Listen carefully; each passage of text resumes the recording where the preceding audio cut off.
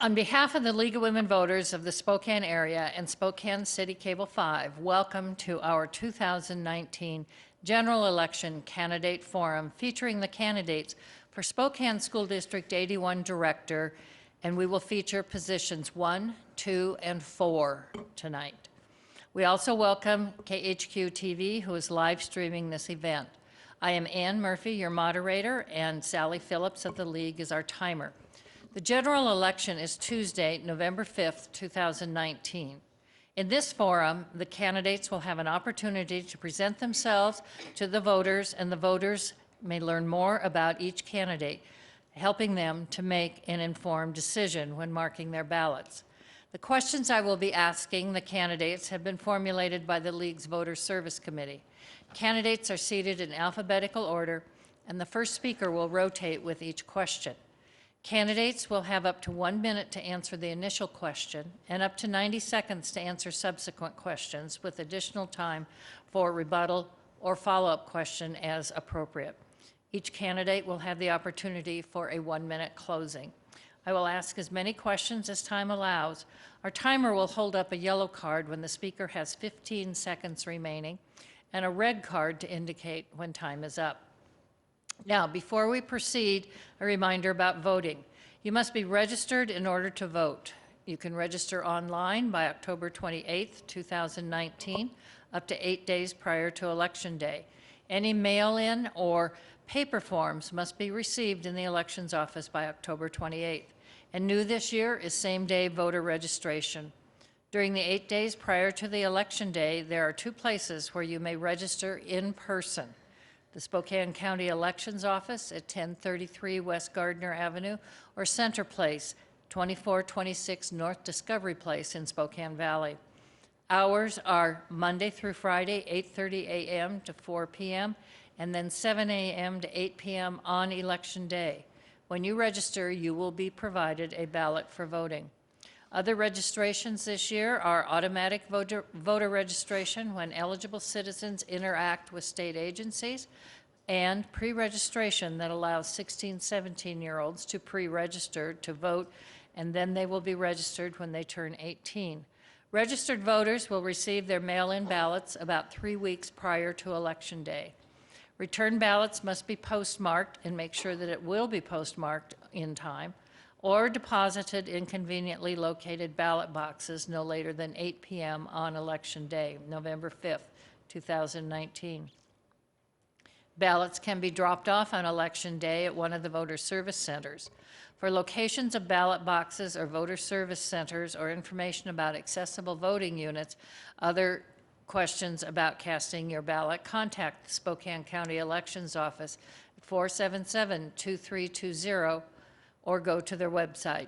Contact information for candidates as well as a voter's guide can also be found on the website of the Spokane County Elections Office. Additional election information can be found at the state website, votewa.gov, and on the League of Women Voters online voter guide, vote411.org. And now we meet the candidates for Spokane School District 81 Director, Position 1. This is a nonpartisan race, and all voters within the boundaries of the Spokane Schools District 81 will vote for all positions. We will meet the candidates for the 3 positions separately by number. So joining us first are the candidates for Position 1, Nikki Otero Lockwood and Katie Randall Treelor. Candidates, you'll have 1 minute to answer our first question, and we'll begin with Ms. Lockwood. What do you consider are the most important duties of a school board member, and what specific training and experience and skills do you have that have prepared you for these responsibilities? 1 minute. Sure. Thank you for hosting this candidate forum. School board members are responsible for district governance and communication of high expectations for student success, and holding the school district accountable to its policies and practices to meet, student learning expectations. I think that I'm qualified because I have held 4 board governance. I forgot one that I that I previously held in my 20s, but 4 board governance positions in my time in Spokane in the past 25 years. Additionally, I have worked on district policy around education issues, and I have created a lot of community relationships across a diverse spectrum of the community in terms of wanting to hold the district accountable to our community and what we do for students and create success for our community. Thanks. Okay, thank you. Ms. Treelor.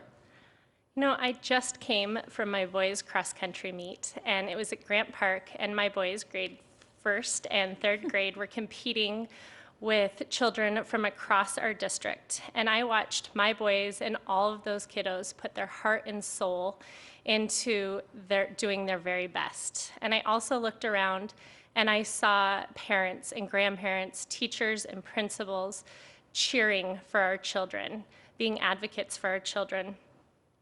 And our district, that is what our district should look like. It should look unified. It should look like we have adults cheering for our children.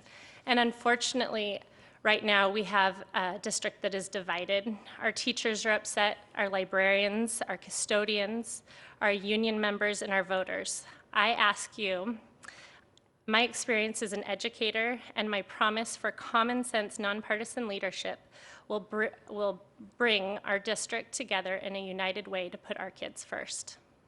Okay, thank you. Now we'll move into some of the issues facing the district. Given recent budget challenges in the school district, what are your thoughts about changes in the budget process to function more effectively in future years? And if additional funds become available, what would your service restoration priorities be? So a two-part question, 90 seconds, and we'll begin with Ms. Treelor. I taught for the district. I taught 8 years as an elementary school teacher, and I know the importance of low class size, bringing back our librarians, and bringing counselors, mental health therapists, and nurses into all of our schools.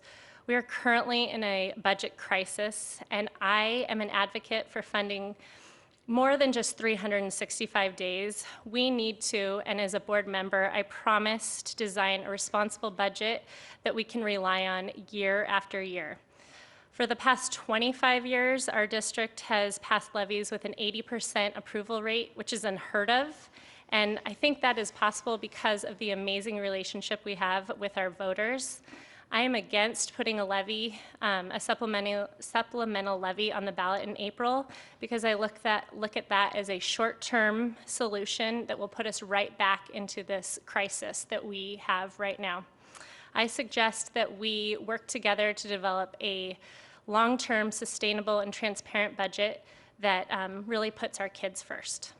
Okay, thank you. Ms. Lockwood. Yeah, can you repeat the first part of the question? Right. Given recent budget challenges in the school district, what are your thoughts about changes in the budget process to function more effectively in future years?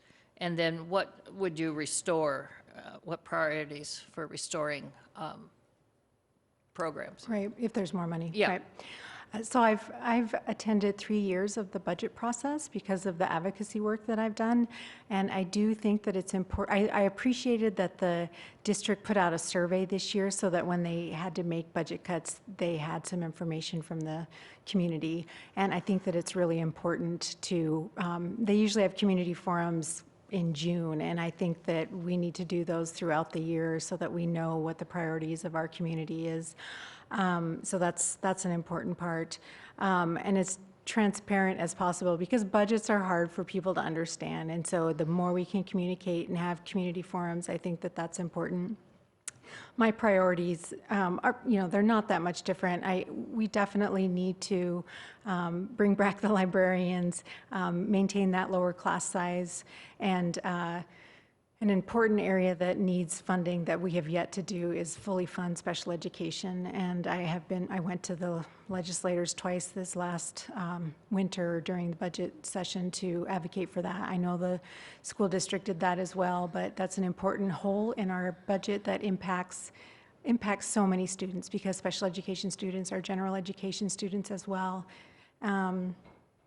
And so that, it just impacts learning for everybody. So I think I'll end there. Okay.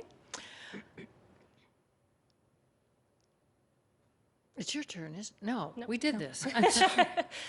What are the most important steps needed to improve school safety, as well as the perception of safety, so as not to unduly create a sense of fear among students and parents? And we'll start with you, Ms. Lockwood, 90 seconds.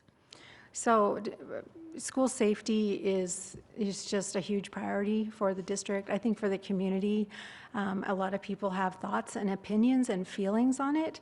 And so we certainly, the district has done a good job of listening to those with the thought exchange. And one thing that I think was a prevailing issue was having mental health supports and addressing behavior management in a constructive way. And so that was something that everybody, or a majority of people really agreed upon. And this affects families and this affects teachers. And so having a positive school climate where we are working on preventing escalation of violence is a huge part of that, and it is evidence-based. And so there's a lot of things under that, positive school climate, social emotional learning, addressing harassment, intimidation and bullying, and discrimination. Another big part of that is having evidence-based practices around how we manage behavior. So right now we have a high rate of isolation and restraint, and that I think is because of lack of resources and behavior management. So teachers are getting injured and students are being isolated and restrained or kicked out of school. And so we have to do a better job at behavior management to create that positive school climate, because, communities are traumatized by those types of things. So that's where I would start. Okay. Ms. Treelor. My opponent has hit on some major issues with school climate and social and emotional learning.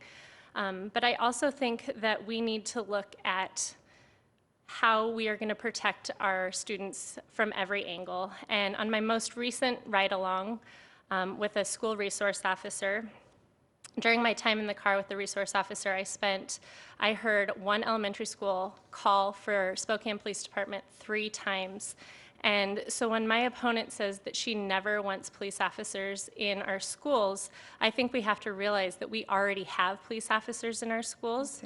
And just like almost every single district across our state, I am an advocate and support for a relationship with Spokane Police Department. I support contracting with Spokane Police Department to hire police officers that would live in a specific school.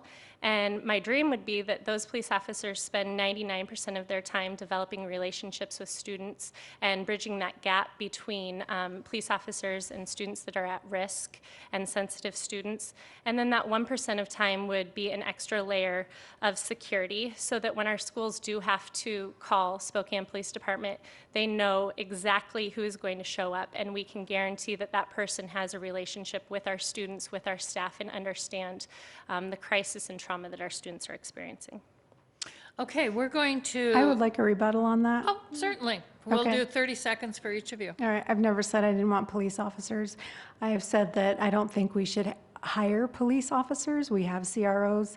I'm not in favor of arming either of them. We have to have a good relationship with police officers when incidents come. I think police officers are called because we don't have enough resources in our schools in terms of mental health therapists and counselors and social workers and behavior management resources. So I think they're called because they have nothing else. We have not addressed the issues that we need to in a preventative and proactive way. Okay, Ms. Treelor, you can have 30 more seconds. I think that, my opponent says that she is against arming police officers, but police officers are already armed. So if we're inviting them into our schools, we need to know exactly who's going to be there, and we need to understand that these people are already in our schools. They're there when they show up to volunteer to read for Dr. Seuss Week, and they're there when they are helping out our kiddos in need. So I think it's very important that we develop a relationship with Spokane Police Department. Okay, we're going to try and do a quick question on a really big subject here before we go to your closing. In the last session, a bill establishing a comprehensive statewide sex education curriculum was proposed and passed the Senate, but was not passed by the House. It is likely that this bill will be reintroduced during the 2020 session. Are you familiar with this bill and the proposed curriculum, and what are your thoughts about given the school district's recently adopted human growth and development curriculum? And we'll start with you, Ms. Treelor. We'll do 60, we'll do 90. Got more time than I thought we did. 90. As a teacher, I really wanted to understand the curriculum that our district had developed. And so I was down reading the 7th and 8th and 9th grade curriculum that has been developed by our amazing teachers and our curriculum development team and many outside influences. And I'm really excited about the new curriculum. It aligns with Washington State standards and the Healthy Youth Act. It offers students a common foundation and in language that they can use in a respectful way. And it provides amazing information on healthy relationships for our kids. It develops communication and decision-making skills, and it touches on the role of media, which is so, unfortunately, it's very prevalent in how our students are growing up. I also think the district has done a great job with providing parents to opt out of the curriculum. So if it's not something that they want for their kids, they have a very easy way of opting out.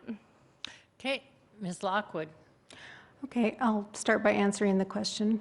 I do support changes to the state legislature to make it mandatory versus optional. I think this is a huge and important part of development that we can offer our students. And I am on the Human Growth and Development Citizens Advisory Committee, so I am one of those people that have given the outside input to this and voted on it.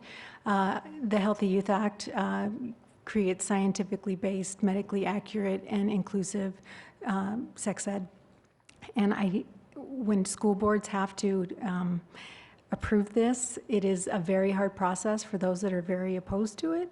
And so for every school board to have to do this individually is really, really traumatizing for the community that is vulnerable to what people are opposed to. So I do support a state change, and I supported it last year. I will also say I completely respect that family values play a part in this important curriculum, and that that should be part of the homework to certainly instill family values within this curriculum, and that I respect, and it should always be an option to opt out. Okay, thank you. We'll go to a 60-second one now. That given that parental involvement in a child's education is desirable, but that parents have differing abilities to be involved due to a variety of factors in their lives, what ideas do you have to increase parental involvement among all the diverse communities served by District 81? 60 seconds, Ms. Lockwood. For parents to be more involved in school? Yeah, in schools and in their child's education as well. Not Yeah. just in the schools, but. Yeah, I feel like I've been, well, in my family, I have a daughter with special needs and one without, and sometimes it felt like I lived in two different worlds. They ended up at two different elementary schools. In one school, I was the PTG president, and my daughter had all the resources she needs and high expectations. And for the other one, I had to be the expert, or she wasn't going to get what she needed, and I felt like a bother. And so I think that we really need to create a culture of inclusion where every family feels like they're valued and that their kid matters. And I will tell you right now, that is not how we are. There are families that feel like they don't matter. I mean, I felt like that for one of my children at one point. And so as a leader, I want to be there for all the voices, all the families, and because, we need success for our whole community.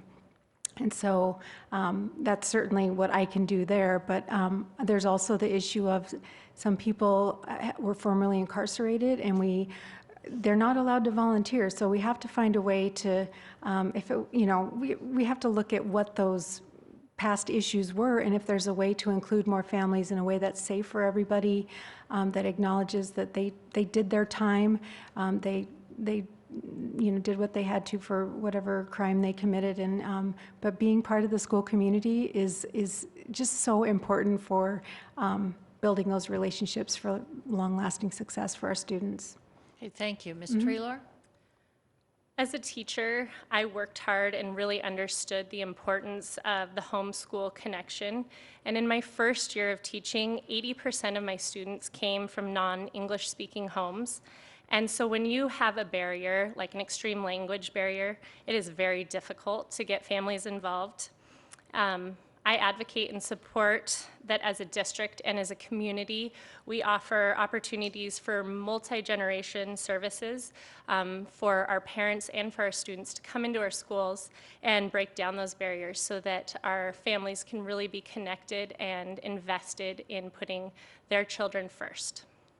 Okay, thank you. We're now going to go to your 1-minute closing, and we'll start with you, Ms. Treelor.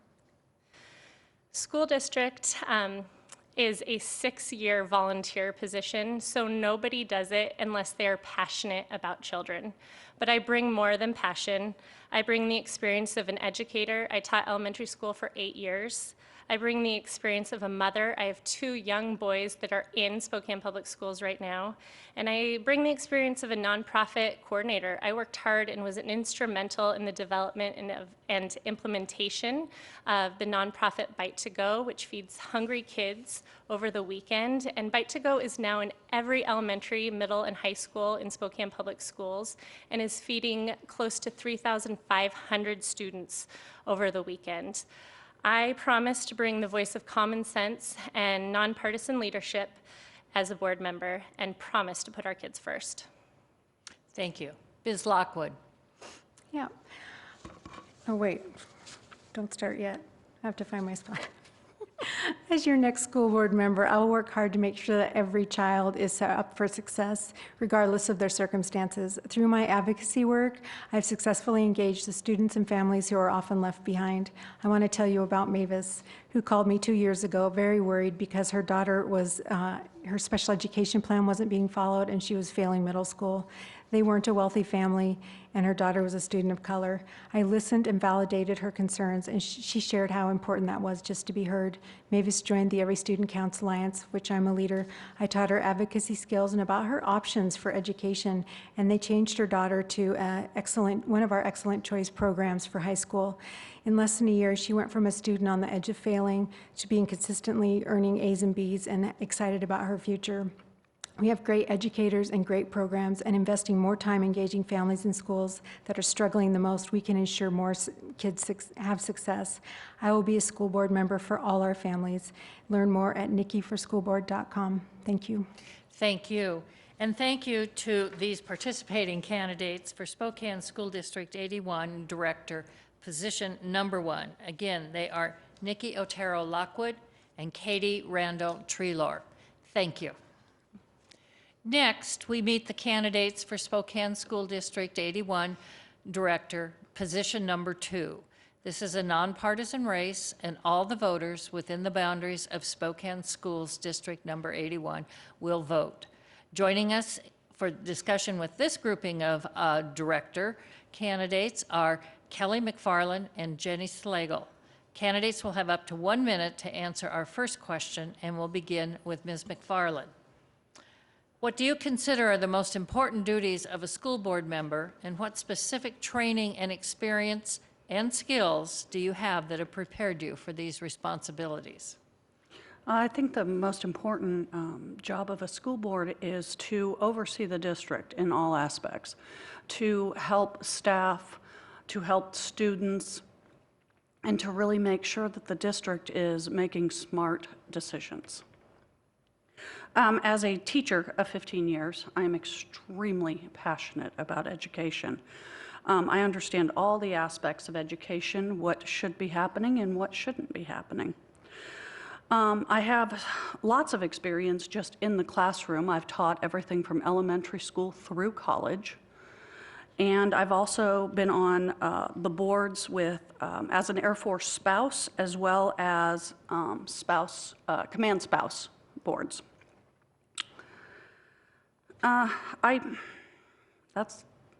That's it.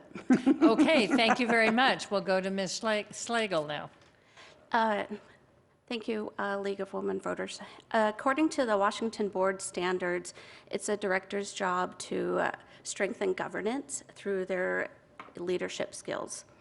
We must be advocates for all children, set policy and budget, and be accessible to the community and communicate while holding them accountable. And this would benefit all students. Board directors must understand the importance of the economic and social contribution of public schools in our society. We must be forward thinkers, have a broad base of knowledge and experience. To be a great listener and honor and respect all cultures, abilities, learning styles, and human needs, which I have demonstrated through my work experience, being on various boards and participating in board governance through my 20-plus career. Thank you. And so now we'll leap into the big thing. Given recent budget challenges in the school district, what are your thoughts about changes in the budget process to function more effectively? And if additional funds become available, what would your service restoration priorities be? And this will be 90 seconds, and we'll begin with you, Ms. Slagle. Yeah, the general public isn't privileged to the full budget information to know what considerations were available as they were making these determinations. I think additional transparency in the whole process is definitely needed. Before asking more of taxpayers through a levy, we should continue to monitor adjustments in the budget through the years, which includes right-sizing class sizes and operational costs. We can continue to use reserve funding available while we evaluate projected budget through the end of this school year. This will give us a clearer picture as we continue to make sure that we are in a sustainable budget through the next few years. Okay, and what would be your restoration priorities? Oh, sorry, second part of that, definitely the school librarians. That continues to be a sore spot and a concern of many of the not only parents, but general citizens who often reflect on their first learning experience, which I can relate to. Okay. Ms. McFarland.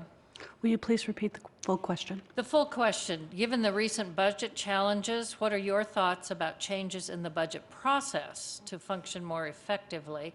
And then if additional funds become available, what would your service restoration priorities be? Oh, I think we need to make smart, common sense, and forward thought decisions when we think about the budget that does not continue to send our budget deeper into debt. We are, as a public, not privy to the reasons and decisions that the board and the district have made to get us into this particular budget crisis. But I think that we need to start there. We need to figure out how we got here and look to prevent ourselves from getting back there, stay out of the reserves, and make different cutbacks. I think first thing I'd bring back is the librarians. We need a fully staffed school. All of our schools need to be fully staffed. If we need to make cutbacks, we cannot take from the schools and still expect education to succeed. So that's where I would start. Okay, thank you. So our next question is, what do you see as the three biggest challenges facing the school district, and how would you specifically propose that these challenges be addressed? We'll start with you, Ms. McFarland, 90 seconds. Well, off the cuff, you've got the budget that everyone's talking about, you've got school safety, and you've got new curriculums. And I think these are the three most controversial issues that are facing our school board and our district today. First off, the budget, we just kind of addressed that. I think we need to look at forward thought when planning out our budgets. Plan for what we don't think might happen, but all possibilities. The next is safety. There are many ideas on how to handle this. My feeling is I think that we need a safety and security department separate from transportation, or if we don't separate it, transportation needs to be a spot underneath safety and security. I think we need a true one-entry system in all the schools. Right now, we do not have that. We need armed professional resource officers. We need more resource officers. I am a fan of having a resource officer at every school that knows the children, knows the staff, knows the challenges. I think our schools, our community needs to understand that we are willing to protect our children and our staff at all schools, and that the schools will not stand for violence of any kind. Okay. Ms. Slagle. I definitely agree that the budget is one of the biggest issues, and we have discussed that. One of the largest challenges that I'm hearing about are the increase in the large class sizes. It's concerning that there are over 200 oversized classes, with a third of those being in Rogers High School. Rogers has consistently been adversely affected by budget cuts and issues, more so than any other high school. These types of problems are caused by inequitable policies and practices. I agree that safety is also a major issue, and as a board director, I will work closely with administration to address and process, categorize the safety concerns that were called out in the Safe Havens report, and work to set priorities. The many recommendations included physical and technological recommendations, many which I agree with, such as additional surveillance and radios for staff, but not to the extent that it's going to harden schools. We need to continue to move away from practices that promise to be short-term fixes, and we need to work to end the school-to-prison pipeline, not create prisons within schools.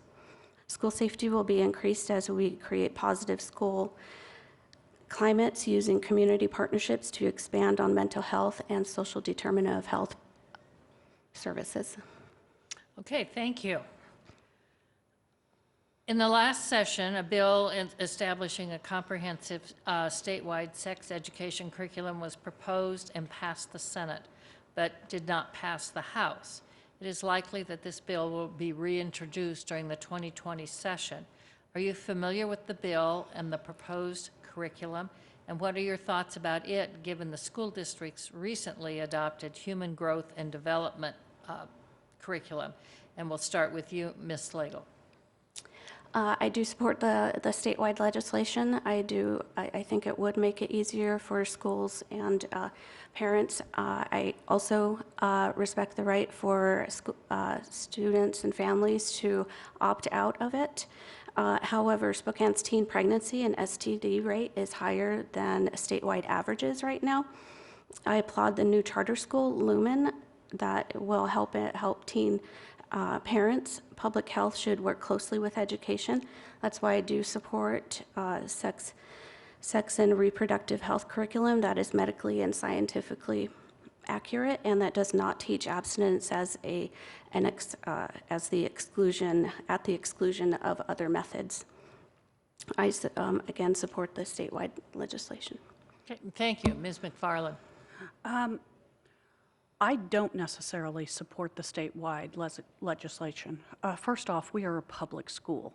I do not feel that we need to be expanding our into new areas of sex education when we can discuss it with a biological, scientific description that the children will still gain all the information they need. We can do prevention, we can do STDs, but we don't need to teach the children how to have sex. And that is where I draw the line. However, if it is passed by the state and all districts are mandated to start it, I think that the word needs to get out to everyone that there is an option and an opt-out for that. A new curriculum is going to cost hundreds of thousands of dollars. And especially in our budget crisis today, if it's not mandated, I don't think it's a smart choice for our district. Okay, thank you. Now we'll go to a 60-second question, and that is the one involving parental involvement in a child's education. sometimes that's difficult, given the differing abilities of the parents involved because of different factors in their lives. What ideas do you have to increase parental involvement in their child's education among all the diverse communities served by District 81? And we'll start with you, Ms. McFarland, 60 seconds. Okay, I think we need, in all of our schools, we need increased parent and community involvement in every aspect. I would like to see parents really get involved, and in some of our schools, they are very involved. However, in some of our other schools, they are not, for whatever reason that leads them not to be involved. The issues in our society that we are seeing that is being discussed in our city are affecting our schools, obviously. So we have kiddos that are homeless or come from drug families, high needs, high trauma. And I'd really like to see the community gather around those particular communities to help bring the parents in. Because if parents are involved in their child's education and the community is involved in their school, it will be successful. Okay, thank you. Ms. Slagle.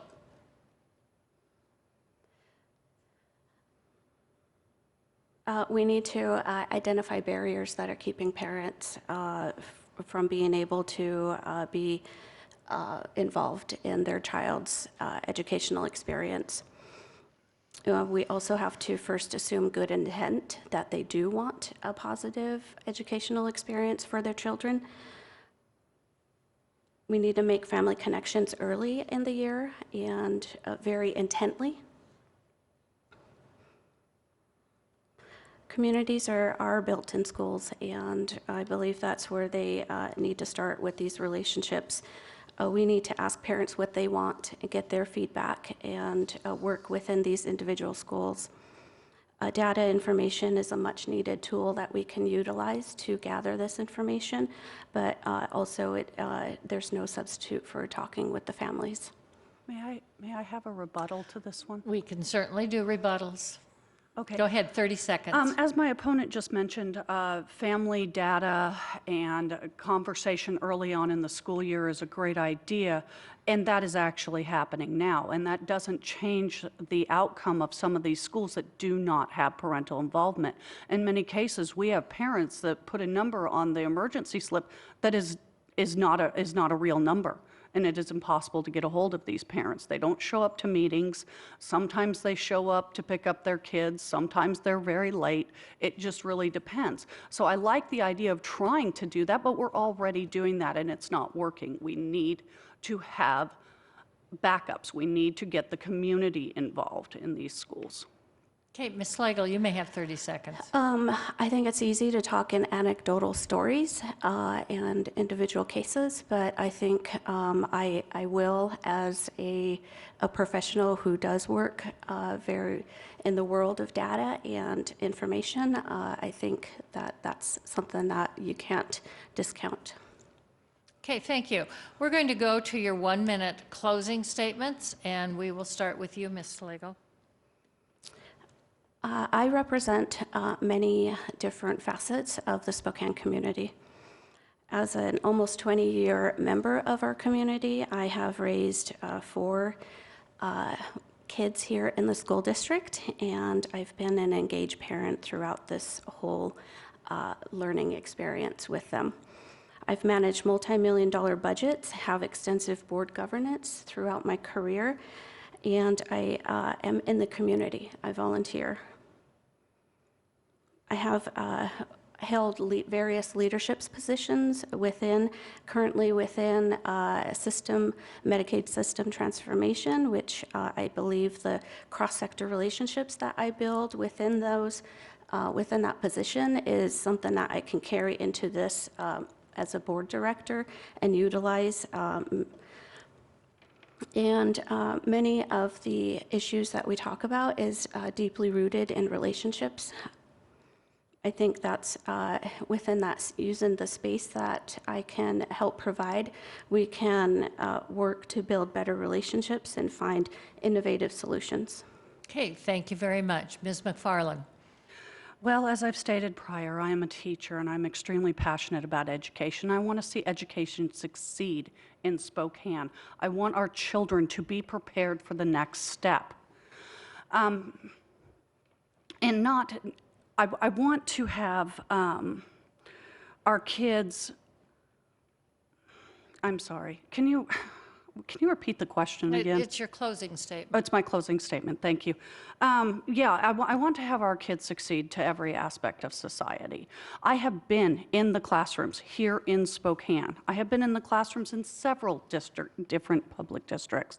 I am not dealing in anecdotal stories or data. I am dealing with actual living children and their families. I know what's happening, and I know where we need to go. Thank you. Thank you, and thank you to our participating candidates for Spokane School District 81 Director position. You are position 2, right? They are again Kelly McFarland and Jenny Schlegel. Thank you. Schlegel, I did it, Jenny. I am so sorry. I try to put that yang on her name. It's Kelly McFarland and Jenny Schlegel running for position 2, District 81. Thank you. Thank you, ladies. Thank you. Finally, as part of this forum for the Spokane School District 81 directors, we will meet the candidates in position 4. This is a nonpartisan race, and all voters within the boundaries of Spokane School District 81 will vote. Joining us today are Aaron Georgian and Kevin Morrison. Candidates will have up to 1 minute to answer our first question, and we begin with Ms. Georgian. What do you consider are the most important duties of a school board member, and what specific training, experience, and skills do you have that prepare you for this responsibility? Thank you. I believe that the school board member's most important role is to look ahead and guide the district using policies and budget that reflects the community values.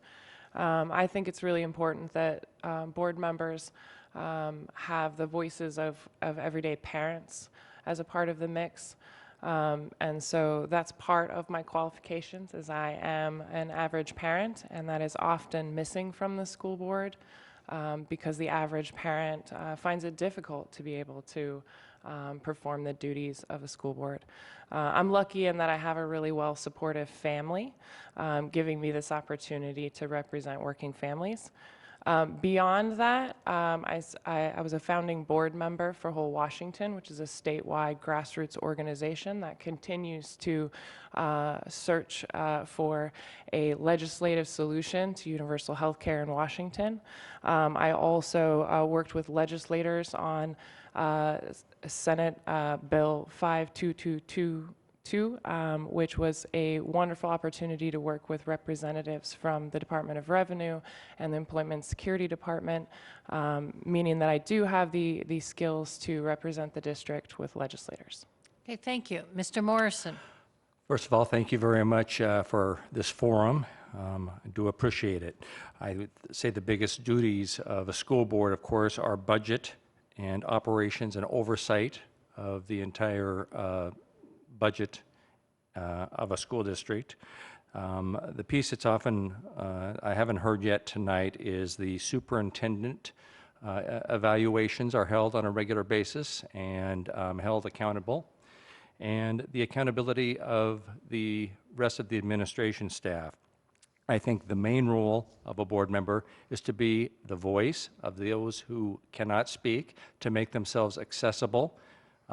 There is no reason that we don't have a voice at every community event, that the school board is there and available for a member to voice their opinions and to be that voice for them with those policies and procedures. Okay, thank you. So since you brought up budget, we'll go to budget. So given the recent budget challenges in the school district, what are your thoughts about changes in the budget process to function more effectively in the future years?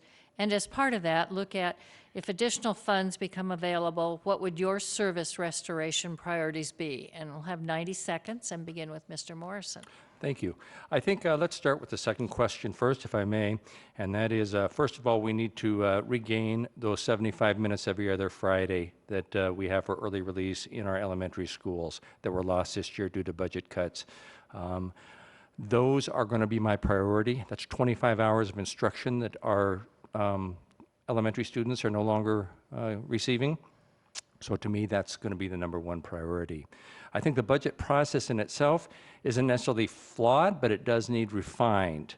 I can tell you from having attended 16 different years worth of budget hearings across the city, when you go, if you get an audience of more than 4 or 5 non-district employees, you're very fortunate.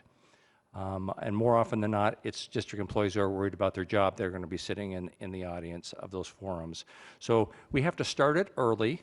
We have to keep the language simple. We have to make it understandable. And I think we need to hold the district administration accountable and the district leadership accountable early on to let the community know what consequences may be ensuing. Okay, thank you. Ms. Georgian. I will agree with what some of the other candidates said earlier, that additional transparency would have been really helpful for parents in our district. It seemed to kind of blindside them. A lot of the working families in our district have a hard time keeping up with every element of what's going on the school board, so it's important that the information about the budget and the different challenges that they were facing get out to the parents and people in our community a lot earlier, and a little less abruptly, suddenly we're going to fire a bunch of teachers. I would like to look for more effective approaches, maybe consider replacing some things that are redundant or inefficient with better approaches. And priority-wise, I think it's really important that we improve staffing. One of the most important things about keeping our students safe is having adequate supervision and enough staff to develop relationships with their students. And so for me, that would be my priority. I don't know which specific program. I know the librarians are particularly valuable, but we were down 100 teachers. So we really need to work on bringing staffing up all the way across the board. Okay, thank you. What do you see are the most important steps needed to improve school safety as well as the perception of safety so as not to unduly create a sense of fear among students and parents? 90 seconds, we'll start with you, Ms. Georgian. Well, the evidence seems to indicate that school culture and climate is a big factor in how we keep our students safer, along with supervision. So again, having adequate staff, even maintenance staff can supervise students as they're walking down the halls. Just having eyes on students can help prevent safety issues from happening. We're already taking steps to improve school culture through the social emotional learning, but I fear that without adequate staffing at the upper grades, they won't be able to effectively roll out those programs. Maintenance staffing is another really important part of safety. We just cut the maintenance staffing down significantly, and that's what keeps our buildings safe, clean, operational. So I think it's really important that we focus on those issues when it comes to safety. Okay, thank you. Mr. Morrison. Well, I'll tell you, having been through the process with the latest audit, the Safe Havens audit that came out, to me, what is apparent is we're going to be able to handle the lower hanging fruit of the recommendations easier. Update all of our cameras. Let's increase the number of training and the number of drills and make sure there's consistency and fidelity to those drills. I can guarantee you that isn't happening necessarily across the system. I think relationship building is huge. I think it's necessary, and I think we continue to work on that for teacher-student relationships. But when it comes down to safety and security, the real threat to schools as parents think of these shootings that do occur, they're not going to come from within the school. They're going to be a non-custodial parent who happens to show up or a disgruntled employee who shows up. And we need to be able to have a coordinated response quickly with local law enforcement. And I think that some of the additional outreach we've been doing with Spokane Police Department is good. I think we can make it go quite a bit further in the future. Okay, thank you. Can I have a quick rebuttal? Certainly, and then you'll get 30 more seconds too, Mr. Morrison. I just wanted to point out that the Safe Haven report, among the many things that it talked about how we did well as a district, was the fact that we had significant maintenance staffing. That was an area where we got a glowing review that all of our equipment was safe and equitable. Also that we had staffing and adequate supervision all throughout the schools. Again, these are two things that just rapidly changed over the last year, and so I think it's important to look at the Safe Haven report in context and remember that we just had several changes which would reduce those areas we performed strongly in.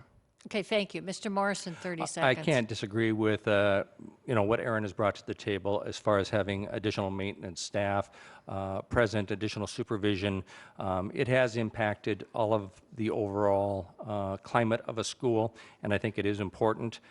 However, I think what the track the district is currently on is to mitigate those areas that we can see that are not necessarily going to have a major cost effect and have great benefit yet to the safety and security of our school buildings. Okay, thank you. Last session, the bill establishing a comprehensive statewide sex education curriculum was proposed and passed the Senate, but did not pass the House. It is likely that this bill will be reintroduced for the 2020 session. Are you familiar with the bill and the proposed curriculum, and what are your thoughts about it given the school district's recently adopted Human Growth and Development curriculum? And we'll start with you, Mr. Morrison, 90 seconds. I approve of it. I approve of the state moving forward with it. I think what our voters and what our community needs to know is the process by which curriculum is adopted, Human Growth and Development curriculum in Spokane Public Schools, is different than the majority of districts across this state. That is, there is a large committee that's about 12 or 14 people, and they come from a variety of community views, and they look at the material for the adoption. And they're the ones who help place forward and help set the standards for what is going to be community acceptable to the community. As far as the current curriculum, I think what we did was correct. I think we ended up developing our own hybrid view of it, and I've looked at it. I think it's, as long as it's age appropriate, grade appropriate, medically accurate, and peer reviewed, that and there's an opt-out option, which there always has been with Spokane Public Schools. Parents can always opt out of that, but I am absolutely for the legislation and moving forward with this education. Okay, thank you. Ms. Georgian. I too fully support a comprehensive sex education. Our schools are designed to serve all of our community, every family and every student. We have a diversity of families and students that it serves. So while I also fully support parents being able to opt their students out of the curriculum, I think that what is available through the school system needs to be accurate, scientific, comprehensive enough to meet all of the students' needs. Okay, thank you. And then I want a quick question on parental involvement in their child's education. Everyone thinks that's desirable, but parents have differing abilities to be able to be involved due to a variety of factors in their lives. What ideas would you have to increase parental involvement among all the diverse communities served by District 81? We'll do 60 seconds on this, and we'll start with Ms. Georgian. This is a particularly challenging area for some of our schools. I know that Stevens Elementary and a few others have something like 60 different languages spoken at home, and you have families where they have 2 or 3 jobs among a 2 or 1 person parent household. So it's not always a matter of them not wanting to participate with their child's school. It's just a matter of how can they. And I think that the way you do that is you think of the school as being a village for every family. When you're at Stevens, it's a low-income school, so every student gets free meals. That's the type of program I'd like to expand out. But on top of that, there's after-school programs that are available that parents can participate in. There's a number of ways in which they get parents to come for excuse me, for dry goods and fresh food gets handed out at the school. So making it a more of a village type experience and supporting families beyond the school, I think, would help. Okay, Mr. Morrison? It's a challenge to get all the parents involved in our schools. We do come from a district with a 60% free and reduced rate. There are quite a few single households. We have a huge population of foster students. We do speak 77 languages inside of our schools.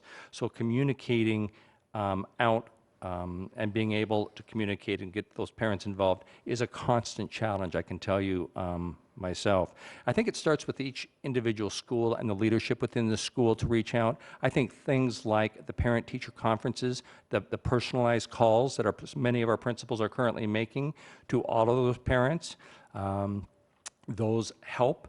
Especially early on as a student and as a parent and are getting registered, that there are ways to connect. And I think that all of those ways have to be come from the leadership of each individual school. They're the ones who develop the culture and the availability of the staff and make it a welcoming environment. Okay, thank you. We're now going to go to your 1-minute closings, and we will start with you, Mr. Morrison. Well, I think that this is going to be a unique November in that for the first time in a long time, we're going to have 3 board openings at one time, 3 vacancies. We're going to lose over 20 years of institutional knowledge. And whereas I think that it's important to bring new blood always into a school board and the discussions that happen in those cabinet meetings, I think that there's also a point where you have to have some institutional knowledge. I've managed a budget. $24 million was my last assignment with Spokane Public Schools. I've worked with the district for over 16 years prior to my retirement. I have visited every single school at least 3 times. I have been to well over 100 open board meetings. I think if you take a look at who endorses me, and the endorsements were given, like from Spokane Education Association, from 3 sitting board members, from 4 prior board members, and from a superintendent, I think you'll see that they also believe that experience is necessary and wanted, and that they endorse me, and I ask for your vote as well. Okay, thank you. Ms. Georgian? Yes, I am looking forward to working with the school board, and I would like to serve Spokane as the next person elected to position 4.